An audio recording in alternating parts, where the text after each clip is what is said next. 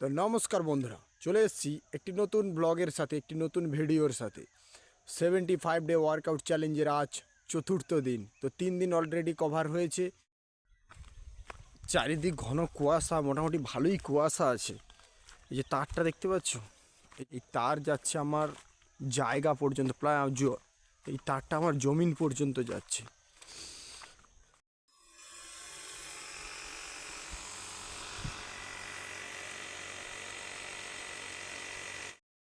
তো দেখো বন্ধুরা, একটি ছোট্ট হেলথ টিপস তোমাদেরকে দেব। আমাদের না রোজ সকালে ঘুম থেকে ওঠার পরে কিছুটা সময় খালি পায়ে মাটির ওপরে অবশ্যই হাঁটা দরকার। এর ফলে কী হয়, আমাদের পার নিচে যে সমস্ত সেলসগুলো থাকে, যে সমস্ত নার্ভগুলো থাকে, সেগুলো মাটির সংস্পর্শে এলে উঁচু নিচু থাকে মাটি, যেই কারণে তার সংস্পর্শে এলে আমাদের সেই নার্ভগুলো অ্যাক্টিভ হয়ে যায়, সতেজ হয়ে যায়, যেই কারণে কিছুটা সময় আমাদেরকে মাটিতে খালি পায়ে হাঁটা অবশ্যই দরকার। সারাদিন আমরা জুতো পরে থাকি, তাই জুতোটাকে একটু হাঁটিয়ে ন্যাচারালি মাটিতে কিছুটা সময় হাঁটা অবশ্যই দরকার। মর্নিং টাইমে হলে খুব বেটার হয়। তো মর্নিংয়ে ওঠে অনেকেরই, তো হালকা জগিং করার আগে হালকা একটু খেজুর খেতে পারো। তো গুড মর্নিং, সকলকে সুপ্রভাত। আমি পলাশ। আর তো 75 ডে ওয়ার্কআউট চ্যালেঞ্জের আজ চতুর্থ দিন, তৃতীয় দিন পূরণ হয়েছে, আজকে চতুর্থ দিন। তো এখন ফ্রি হ্যান্ড এক্সারসাইজ এবং আজকে 3টি আসন হবে, তারপরে প্রাণায়াম।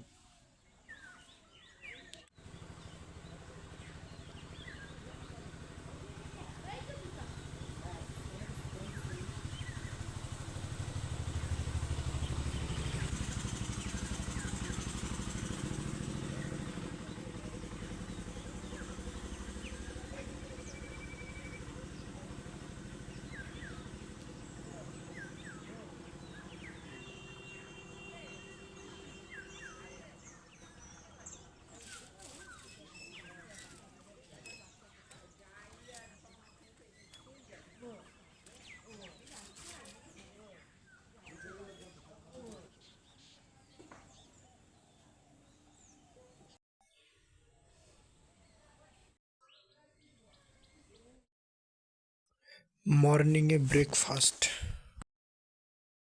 ধান চাষের জমিতে হাল হচ্ছে এখন।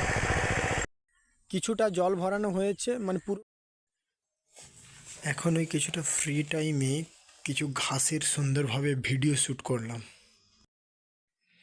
মোবাইল দিয়ে একটি সুন্দর ছবি তুললাম। তো মার্কেটে গিয়েছিলাম, দেখলাম একটি মশলা মুড়ি দোকান উঠেছে।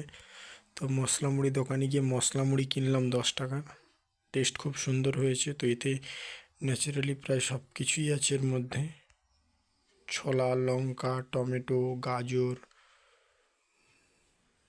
জিরে গুঁড়ো, সন্ধি লবণ, সব কিছুই আছে। আর আজকের সেলফি।